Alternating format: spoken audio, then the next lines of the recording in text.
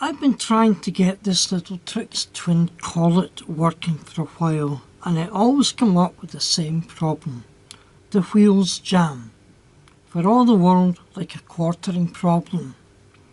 And after replacing one of the wheels, which had a broken crank pin, I also replaced the idler because there was some metal jammed in the teeth, and I replaced some of the insulating bushes in case they were slipping, and it still didn't cure the problem. So I'd led to the conclusion that it was the conrods. I got in touch with TTRCA, that's the Trix Twin Railway Collectors Association, and asked if they had a spare set. They said they had, but they didn't want to give them out in case it wasn't that. Could I send them the locomotive? They'll fix it, and if it needs new conrods, they'll fit them. Well, I wasn't happy with that, so I did the next best thing. I got another one.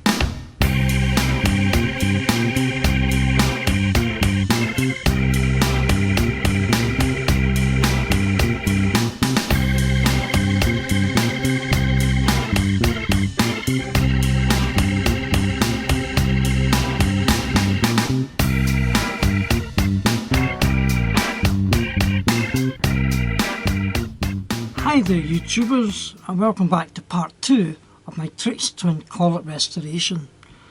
It's actually part 3 because the rest of part 2 was nothing more than a whole series of dead ends, red herrings, wrong garden paths, so many I felt like it was a Chelsea flower show, and I came to the conclusion that it was the conrods. And this is one of the conrods that came off the original. And if I look closely to what it should look like, you can see there's one or two differences. In fact, I think these have been fabricated to replace maybe a missing set of the originals. So what I'm going to do is I'm going to remove these conrods from this working collet, which I repaired a wee while ago, and put them into my troublesome collet and see what difference that makes. These are the donor conrods fitted on to my original collet. So now I'm just going to apply a little bit of power, and it rolls that way and coming back. Oops. You can see it runs all the way without jamming. Incidentally, the reason I've got it on a lead is because I haven't refitted the pickups for the other pole of the motor. So that'll be my next task, get these fitted, and I think I showed you that part 1. I'll do this here just in case you missed it. However, before I do that, I'm going to have a look at the donor locomotive compared to the one I'm trying to fix. This one I have actually replaced one of the wheels. I've also chopped and changed position of some of the wheels, and I've fitted one or two replacement insulation bushes. Now, one thing I commented on was the traction tyres being on the same axle. At the time I didn't know any better, this is the first one I'd seen. However, on the donor loco, you'll see that the traction tyre wheels are on the same side as the shoe pickups. And that makes sense, because these are not being used for pickup. So it looks as if someone's been trying to fix this before I got it. They fitted the traction tyre wheels to the same axle and fitted the other wheels to the same axle as well. So I'm going to revamp the wheel sets on my locomotive and compare it to the donor locomotive. The pickup assembly consists of the copper leaf pickup arms, an accentuator to provide more tension, and a keeper plate fitted in with 2 countersunk screws. The rather fragile copper leaf pickup plate sits behind the wheels over 2 holes in the chassis. Accentuator, spring loaded, sits over there. Just make sure that's all lined up. And then the keeper plate holds it all together with, I can get that in, there we go. Countersunk screw down underneath, bit of tension there, and the second one in here.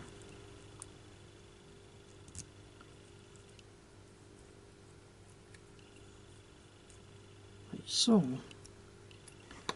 And that should allow the locomotive to run by pickup from the wheels and the pickup shoes. And as you can see, it does. These pickup shoes can be reversed. In this arrangement, it's picking up the positive pole and the copper leaf is picking up the negative line. I've rebuilt the wheelbase so that I have the 2 traction tyres on the same side as the shoes, and I've got the other wheels where they should be, the 2 pickup wheels where are here and here. So I'm going to put onto the rollers my rolling road. Again, because of the pickup shoes, I need to attach the fly lead on there. And now when I apply power, not much happens. However, if I just move this, I think it should work. No, it doesn't. So I experimented. So I put another fly lead onto the negative pole, and I'm going to bypass, probably can't see this because it's on the wrong side, the pickup, the wheel pickup, and I'm just going to bridge. Oops. And what I did was I bridged to the copper pickup here, and I've done it to here. It's almost as if these pickups are not making contact against the back of the wheel. So that's another problem for me to try and solve.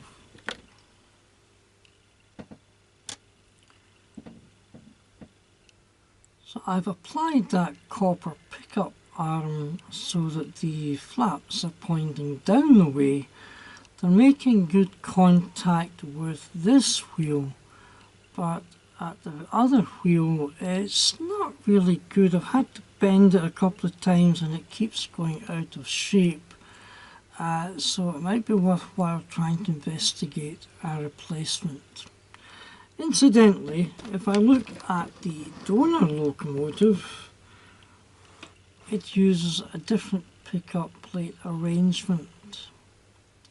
And I'm just wondering if this is another fabrication made to get this locomotive working. So someone has applied some rather good engineering, but it hasn't withstood the test of time. First of all, the conrods, and now the pickup arms. So this may have been in quite a poor condition at one time, and someone has tried to restore it. And not done too bad a job, but like I say, some things have started to show their age. So let's see how this runs on the rollers once more. Again, I've had to apply the positive pickup lead because of the shoes not reaching the rail. So let's see if I can get this to move.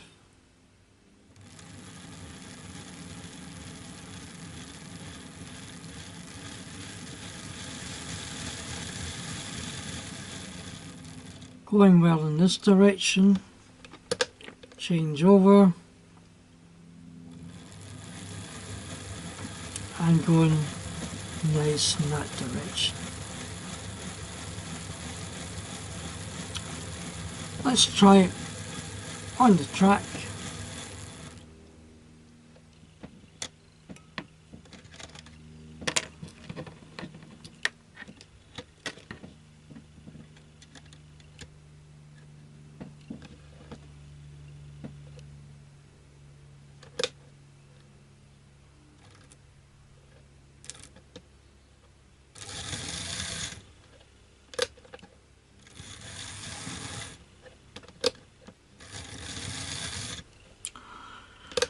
Well, it's certainly running without stalling jittery because of my track more than anything. So I think this is now ready to go up and running, notwithstanding the poor contact on that copper plate. As I enjoy my coffee, watching the Collett on this rolling road, I'll just recap on some of the problems I found with this.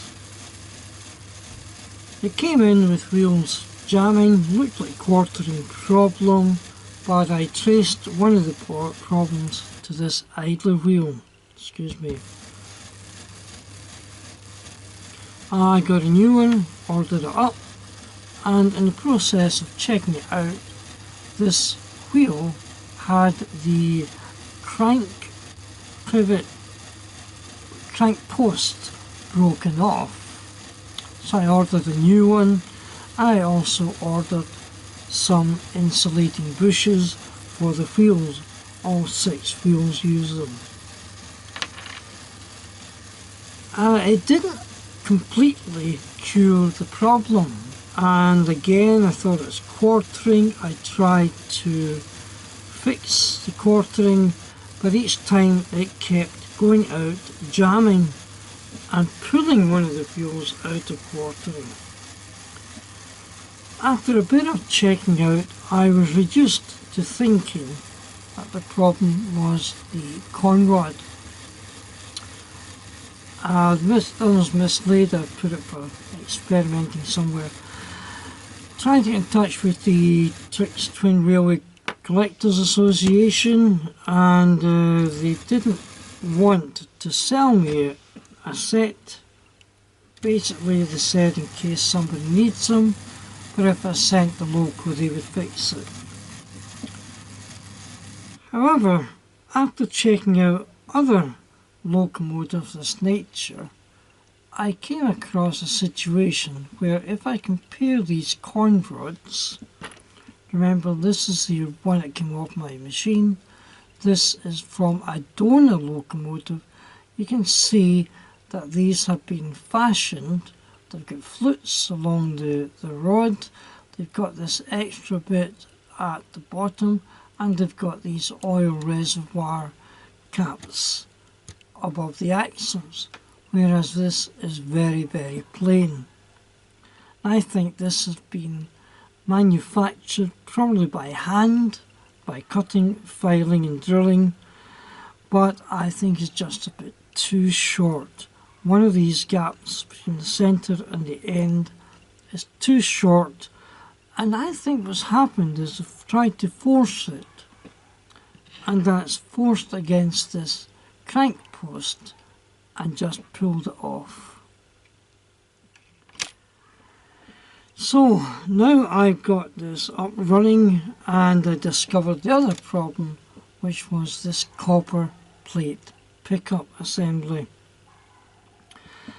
This doesn't appear in the TTRCA spares list. I can't find any reference to it, and again it might be a refashioned pickup plate, because if I look at the donor locomotive, it's got a different arrangement.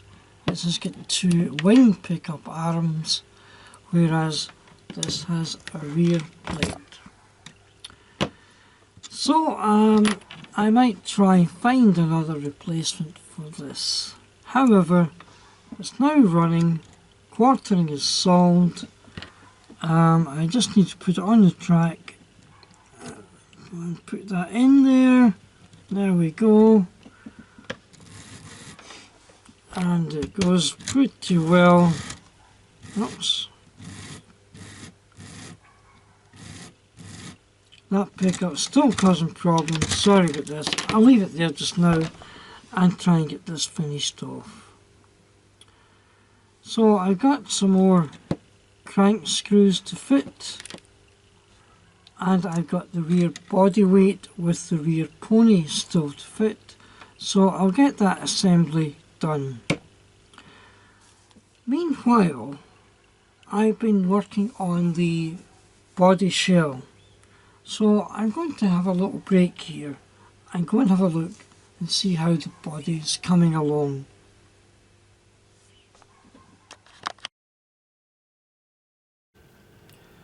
I want to prepare the casing for restoration.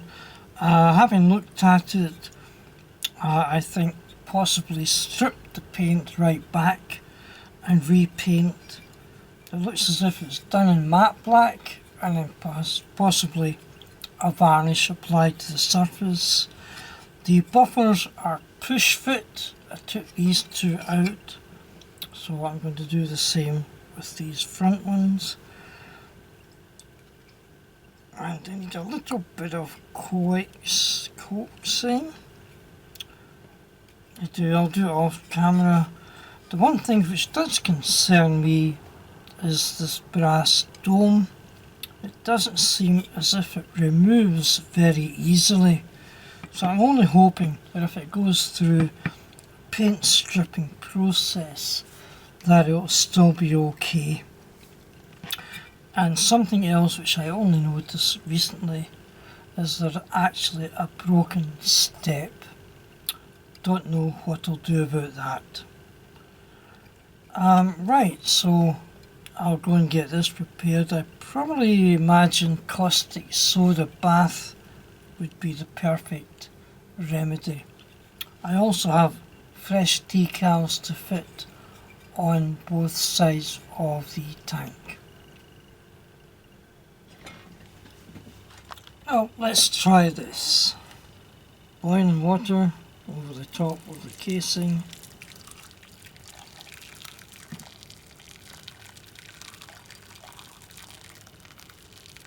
Just covering it. And then some caustic soda. Where are my goggles?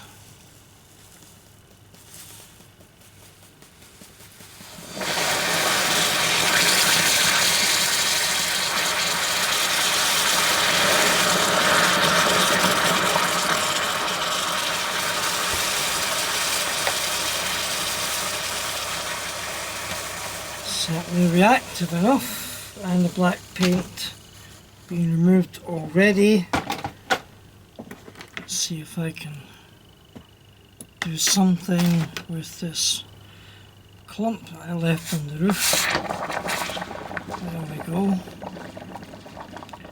It's been in this water for less than 5 minutes, so I'm just going to have a wee look. All the black paint here removed, each side, inside and on the roof, but the red buffer paint seems to be a bit more reluctant, but we can cover that later on. So I'm just going to let this dry out, give it a brush, tidy it up, and then we'll take it from there. See you soon. I'm left with the stripped down casing, and in a few seconds it took me to remove this. The red buffer paint has also come off, except for this little bit here. It's fine at the back, just in there. I'm hoping that a little brush which I had there we go, will just about remove that.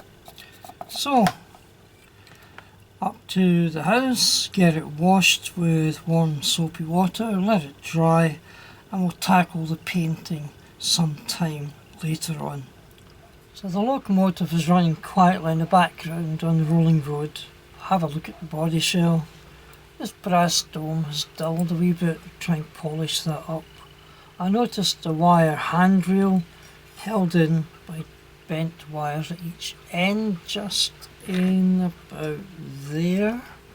Sorry, try here. Yeah, there's one the other side. So I think I'll try and remove that. An overall spray of matte black. Then we'll worry about decals, tidying it up. I've got a chimney pot top on order, along with the other parts. I've got the buffers off, so we'll get them fitted, and we'll get the buffer bars painted as well. So this is looking forward to being a nice machine. Taking delivery of the locomotive shell out the body shop, and you can see it's been painted in, I think it's Tamiya black all over. I've masked off the brass centres. I don't know what this is for actually. I need to try and find out. Anyway, so I'll just remove that first of all. And it might need a little polish. Don't think it likes caustic soda very much. It's coming off. I'll leave that there and get it later on. So what we've got to do, I've got the buffer bars to paint. That's what this is for, both front and rear. I've got some decals for the side of the tanks, here and here. I've got the buffers in a packet, and I've also found a new top for the chimney. Oh yes, and some red liner paint for the lining of the tank, and hopefully the body and the cab as well. So let's see just how we get on with that. As I go to work on the buffer bar, I remembered that I'd actually applied masking tape to the buffer bar so that I wouldn't be painting over black paint. So I'm just removing this masking tape here.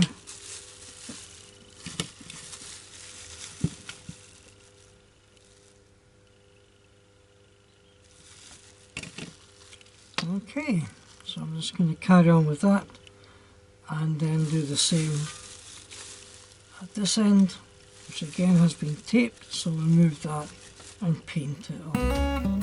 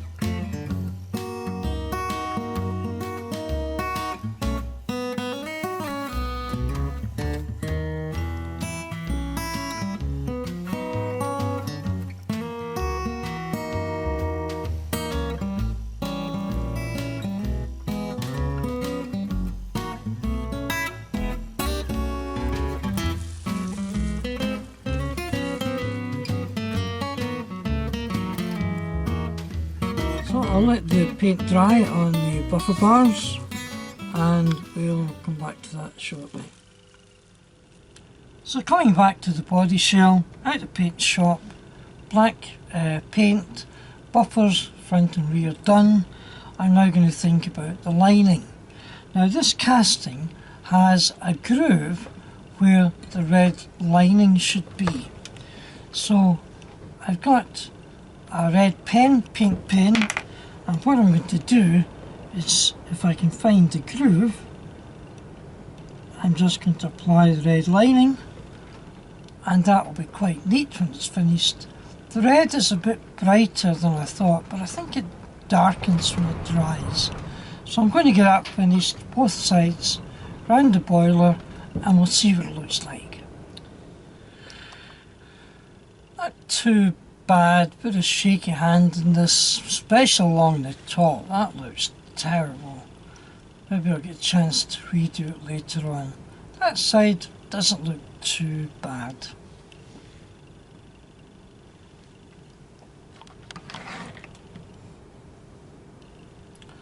I want to highlight the digits on the side plate.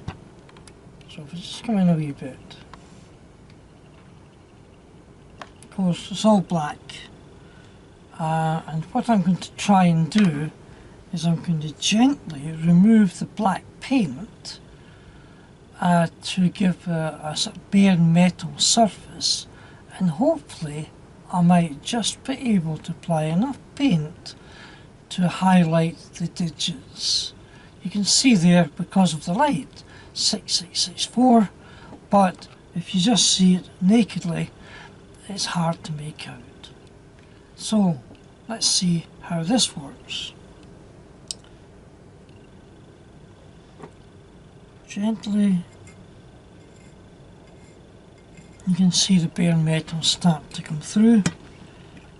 Just very carefully take the number box. I don't want to scratch the rest of the paint. Top lighting needs a bit more.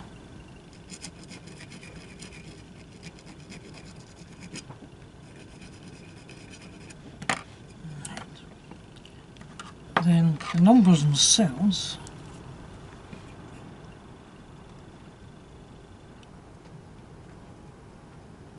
try and get enough to release the black paint. Okay, so you got the idea. I'll continue this just now and let's see what the results are like.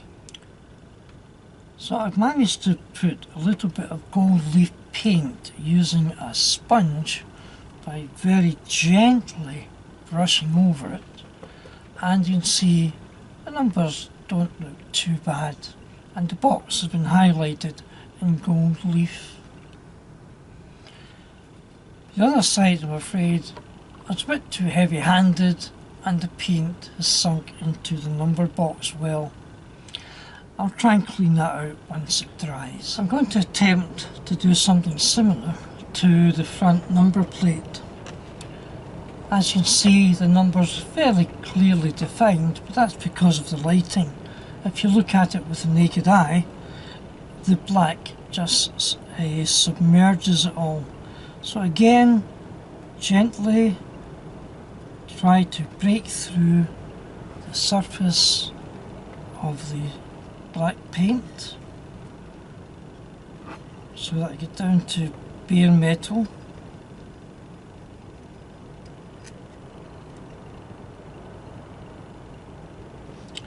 And then I've fashioned the sponge so it's a lot narrower, and I'm just going to absolutely delicately try to brush that number plate without the paint sinking too deep. Some of the numbers are coming out all right.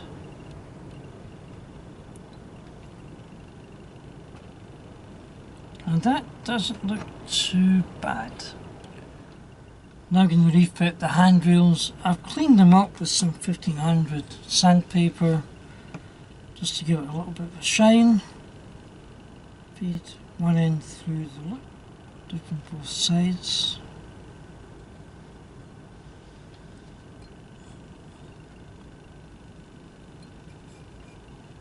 Try and put that in there, that in there.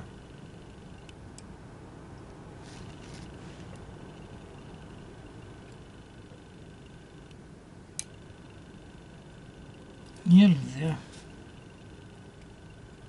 One side.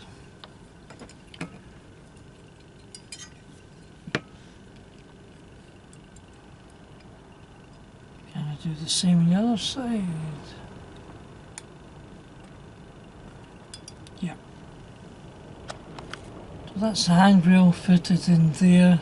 And one thing you need to do now is bend these end tabs so that that holds it in.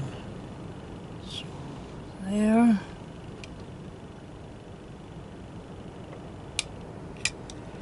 And on the other side, hopefully you can see this.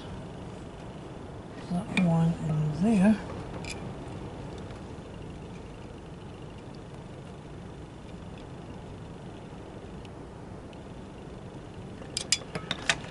There we go.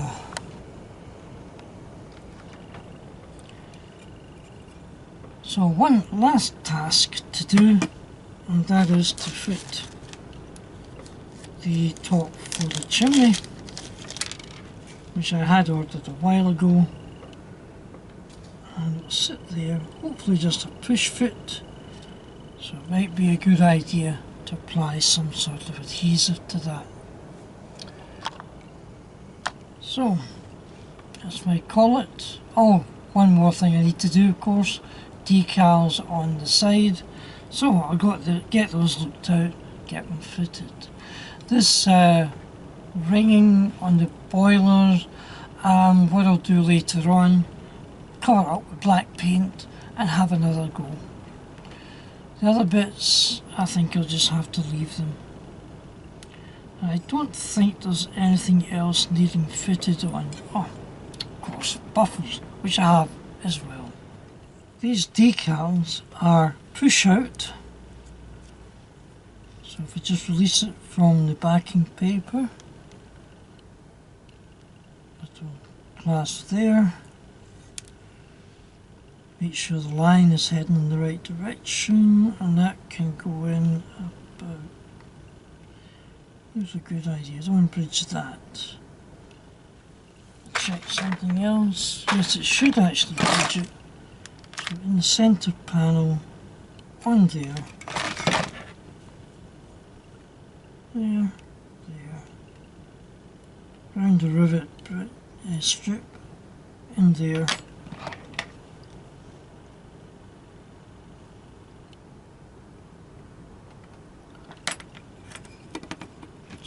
Quite nice now, and I'll do the same to the other side. And here we have it, a restored Collett body shell from being rather worn out, battered looking, to looking kind of reasonable. It's not my forte doing this, but I'm pleased, because if you don't do anything, you make mistakes, you never learn. So in other projects, hopefully I can take something out of this. Buffers at the rear and front, try to get it upside down. Number plates, the handrail, copper top, brass bit in the middle. The only snag, of course, is I lost a set of steps somewhere in the paint removal place. But let's get this onto the rest of the chassis. It's time to fit the rear pony assembly. The pony assembly sits over the end of the chassis, sits into a little locating pin, but that has to be placed underneath this pickup. So I'm just going to carefully loosen the keeper plate to allow me to lift this up, slide in the pivot of the pony there, and that is held in place by this little plate, which also sits in here. Oops.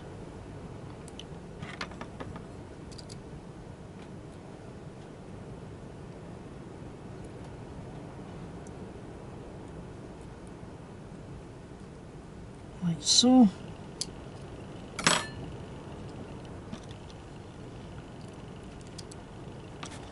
Should probably have done while I was fitting the pickup, but as that was so far away, I'm trying to work it out, or work it in. without disassembling it all. So nearly there, and that should slide in there. Yeah, it's under the keeper plate, over the pivot. Yep, and now I can retighten these screws, and the pony's free to travel. Just a little bit of grease over there, that'll work its way in. When I turn the chassis upside down, I have to now fit this weight which sits at the back and effectively acts as a keeper for the rear pony. So try and manipulate that out of the way, hold that in place, fit the screw, get a screwdriver, turn it all up together, all in one go without taking a breath. Yeah, this game is not all glamour, you know. It's not all glamour. Make sure it sits in, and there we go. So it's all coming together. Let's put it in the track and make sure it still works.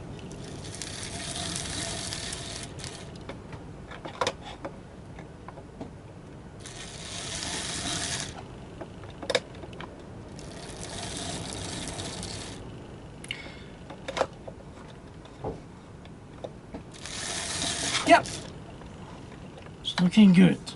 So now, bring it up, I'm going to put this and this together. The chassis fits in the body shell. There are two pins there that slot into those holes at the rear of the case.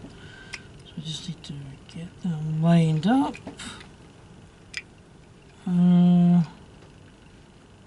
Shadow one, yeah. There we go. And the rest of the chassis slips nicely into the casing. Chimney screw right through there. Try to catch the screw thread there.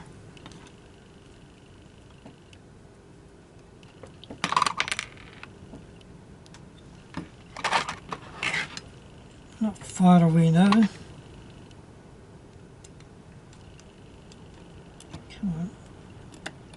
There we go.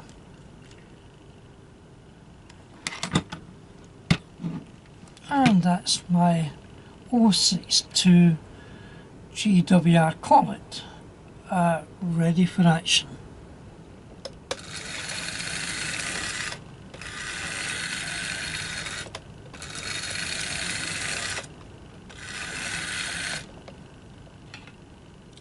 So apart from that horrible looking red paint and the boiler stripes, I don't think that looks too bad, considering what it looked like, and I'll just show you what it looked like to begin with.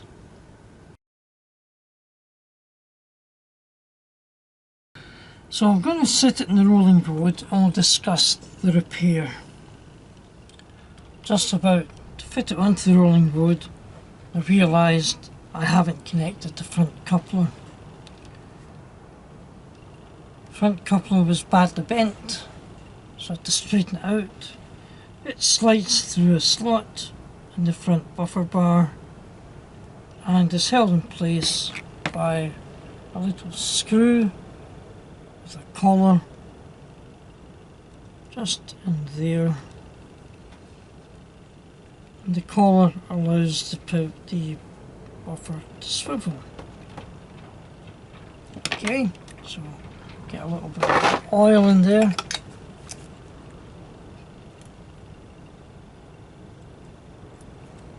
Okay, right, so that's it restored. So I'm going to get it sitting on the rolling board and watch it run. Just before I do so, let's not forget the locomotive that I used as a donor to help me prove the conrods for working. So now I can fit the casing back on here.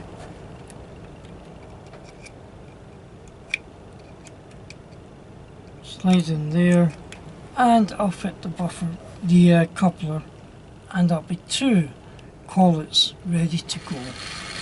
So, if I might be allowed to surmise on what's happened to the little Collett here, it's obviously been butchered because the conrods were removed. Someone tried to make a pair of new conrods, 2 like that. I think they were just too short. Oops. Sorry. And after a while, this wheel gave way. The conrod post gave way because it was under too much stress. The original problem was debris lodged in the nylon teeth of the idler gear, and I think that threw somebody out the way it did to me. By using this donor locomotive, I was able to verify that the problem was due to conrods. In the process, I've replaced the carbon brushes, I've replaced 2 of these insulating bushes, I've replaced the wheel, and of course the idler assembly. I also had a go at restoring the body shell. So these rather pinky looking lines are my shaky hand lining of the boiler casing. The sides weren't too bad. I tried to improve the numbers both sides, and I fitted some decals. I'm quite happy with what's happened there. I've got 2 working Colletts. I'll restore this one back again. And here's the other good thing. This is the box for this locomotive here, but I found it on eBay. It says, well, looks around me first. I found a second box. So I've got 2 locomotive boxes of these 2 Trix Twin 2-reel Collett 56XX locos. So there we have a fully restored working Collett 56XX by Trix Twin, kitted out for 2-reel positive running, and I'm quite pleased with that. Okay, I know the pink thing doesn't look too good. I'll probably do that at leisure some other time. Hope you liked that. If you do, please click on the thumbs up. Add a comment, please, with anything you see there. And if you like more of this type of thing, you can always subscribe for more model train repairs. That's all for me in this one. So just thank you again for watching. Hope you enjoyed it. I'll look forward to something else. I've got 1 or 2 repairs lined up. Take care everybody, look after yourself, look after each other, and until I see you again, from me, Sorts 6233, it's bye for now.